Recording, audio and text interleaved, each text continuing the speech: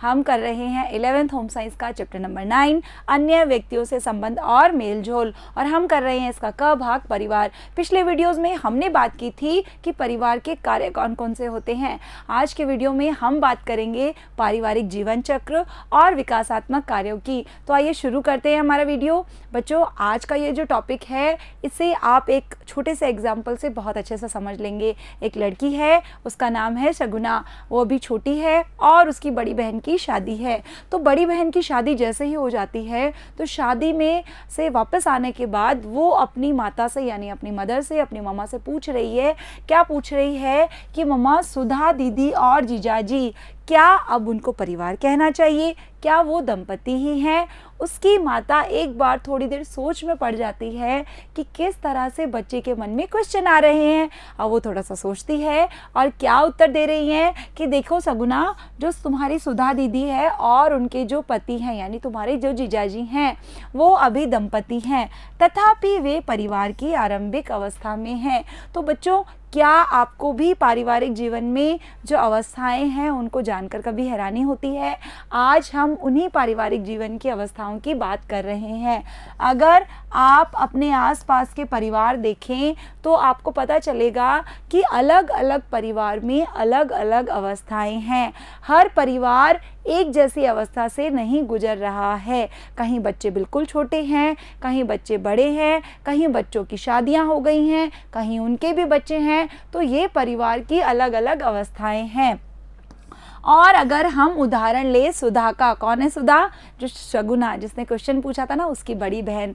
अगर हम सुधा और उसके पति का उदाहरण लें तो अब उनका विवाह हो गया है ना।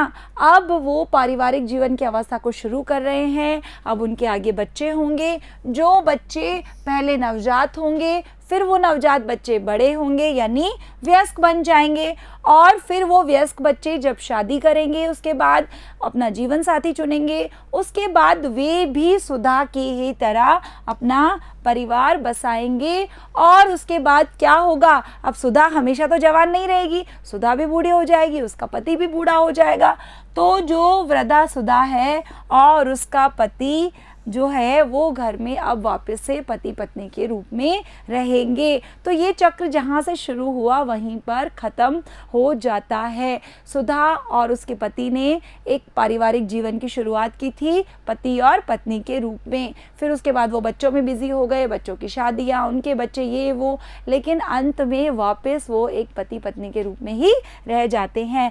जो चक्र उनके दंपति बनने से आरंभ हुआ था वहाँ उन्हें वो अंत में वही चक्र उन्हें दंपति बना देगा। इस प्रकार से बच्चों आप देखेंगे कि पूरा का पूरा जो संपूर्ण पारिवारिक जीवन ही चक्रीय है, एक साइकिल है। इसलिए इसे हम क्या कहते हैं? पारिवारिक जीवन चक्र, फैमिली साइकिल। प्रत्येक अवस्था में चुनौतियां हैं, दायित्व है, जो पारिवारिक जीवन के उस चरण में उसके सदस्यों के विकास के लिए लाभकारी होते हैं। देखिए, हम चाहे जीवन की किसी भी अवस्था में हैं, उस चक्र की किसी भी स्टेज पर हैं, हर चरण में, हर स्टेज पे, हर अवस्था में बहुत सारे चैलेंजेस आते हैं, बहुत सारी चुनौतियाँ, बहुत सारे दायित्व और रिस्पॉन्सिबिलिटीज़ आती हैं।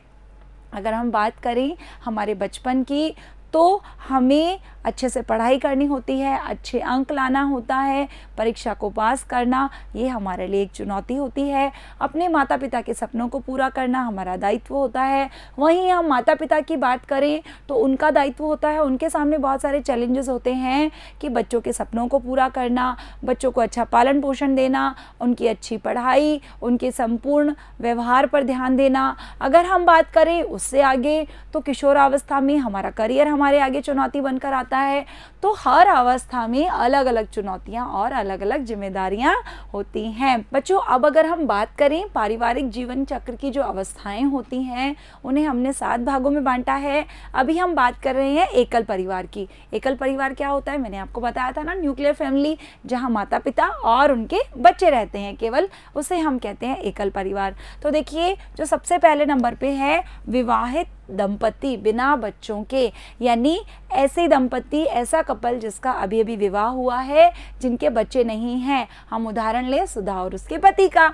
उसके बाद बच्चों वाला परिवार, ऐसे दंपति जिनकी शादी हो गई और अब उनके बच्चे भी हैं। तो ये कौन सी अवस्था है? दूसरे नंबर की। बच्चों ये क्वेश्चन बहुत इंपॉर्टेंट है, ये आपसे पूछा जा सकता है, लेकिन ये क्वेश्चन आसान बहुत है, तो आप इसे अच्छे से समझ लीजिए और अपनी नोटबुक में नोट कर लीजिए। उसके बाद है, अब उनके बच्चे हो गए, अब वो बच्चे पूर्व विद्यालय अवस्था में हैं। कौन सी होती है? Preschool age. मैंने आपको बताया था जब हमने एजेस की थी ना। अच्छे से सोचिए, अपनी नोटबुक में लिखिए और फिर मैच कीजिए। उसके बाद है चौथे नंबर पे, अब वो बच्चे स्कूल जाने लग गए हैं। हो सकता है एक बच्चा स्कूल जा रहा है, एक बच्चा बड़ा हो गया है, कोई बच्चा किशोरावस्था में है ना। ये अलग अलग अवस्थाएं अब बच्चों की आ रही हैं। उसके बाद जब बच्चे अपनी स्कूलिंग कंप्लीट कर चुके हैं, अब हायर एजुकेशन, उनकी उच्चतर शिक्षा, उनका करियर, उनका रोजगार, इसके लिए तैयार युवाओं वाला परिवार, ये भी परिवार की एक अवस्था है जो कौन सा नंबर पे है? 5वें नंबर पे। उसके बाद है बड़े बच्चों वाले अधेड़ आयु के माता पिता, यानी ऐसे माता पिता जिनकी अब उम्र भी हो गई है काफ़ी, उनके बच्चे भी बड़े हो गए हैं और हो सकता है उनके बच्चों का विवाह भी हो गया है। ये कौन सी है? छठी अवस्था। उसके बाद 7वें नंबर पे है, बच्चों का विवाह हो गया है ना, बच्चे बड़े हो गए हैं, हो सकता है उनके भी बच्चे हो गए हैं। अब वृद्ध दंपत्ति जो कि रिटायर हो गए हैं अपने काम से, अपनी नौकरी से, अपने घर के कामों से, तो ऐसे वृद्ध दंपति जो सेवा निवृत्ति से मृत्यु तक पति पत्नी साथ में रहते हैं। देखिए ये जीवन चक्र यहाँ से शुरू हुआ, विवाहित दंपति बिना बच्चों के, है ना, उसके बाद अंत में दोबारा पति पत्नी। तो ये 7 अवस्थाएं हैं, इन्हें आप अच्छे से लर्न कर लीजिए। अब हम बात कर रहे हैं पारिवारिक विकासात्मक कार्यों की। देखिए इसे हम छोटे छोटे 3 उदाहरणों से बहुत अच्छे से समझ लेंगे। पहले नंबर पे हम एग्जाम्पल ले रहे हैं श्री और श्रीमती कुमार, है ना। ये कहाँ पे रहते हैं? रवि के पड़ोस में। देखिए एक हम सोसाइटी की बात कर रहे हैं, एक समाज की, जहाँ पर रवि रहता है और उसके पड़ोस में कौन रहते हैं? श्री और Shrimati Kumar, mister and Mrs Kumar रहते हैं। बच्चों आप इस एग्जाम्पल को अच्छे से समझ लीजिए, आपको ये टॉपिक बहुत अच्छे से समझ में आ जाएगा।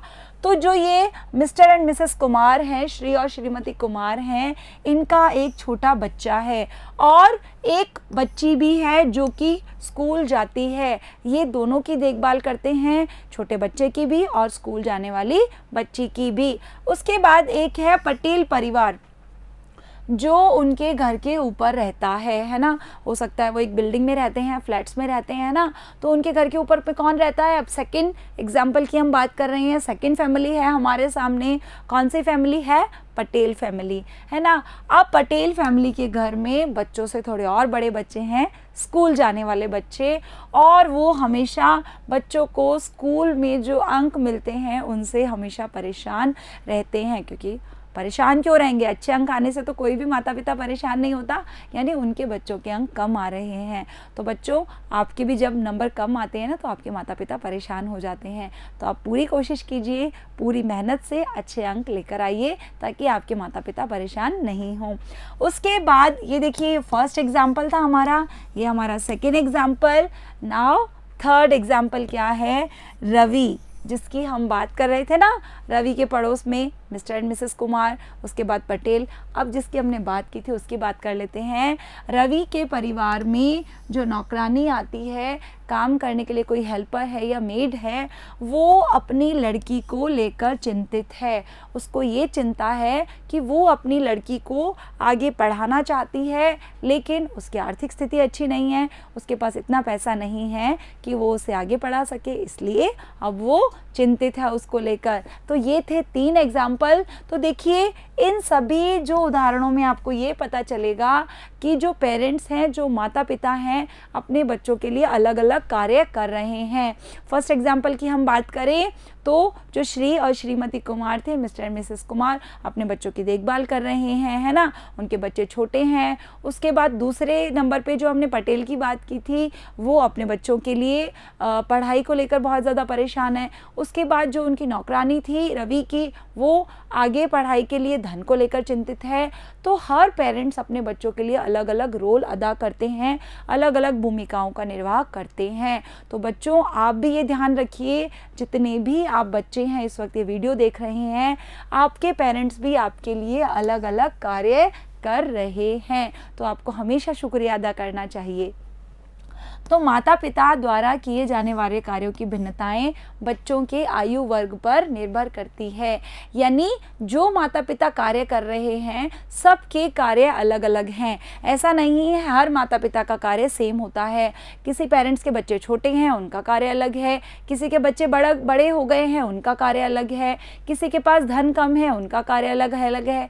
तो ये सब किस पे निर्भर करता है? बच्चों के आयु वर्ग पे, यानी कितनी उम्र के बच्चे हैं उस पर माता पिता का कार्य निर्भर करता है। इसलिए हम कह सकते हैं कि जो पारिवारिक विकासात्मक कार्य होते हैं वो ऐसी जिम्मेदारियां हैं जो परिवार के सदस्यों की आवश्यकताओं से विशिष्ट रूप से संबंधित हैं। तो बच्चों, आप देखिए कि आपके पेरेंट्स आपके लिए कितना ज़्यादा कार्य कर रहे हैं, फिर चाहे आप किसी ही अवस्था में क्यों ना हो। ज़रूरी नहीं है कि आपके पेरेंट्स आपको बोलकर बताएं। तो बच्चों, ये बात थी पारिवारिक विकासात्मक कार्यों की।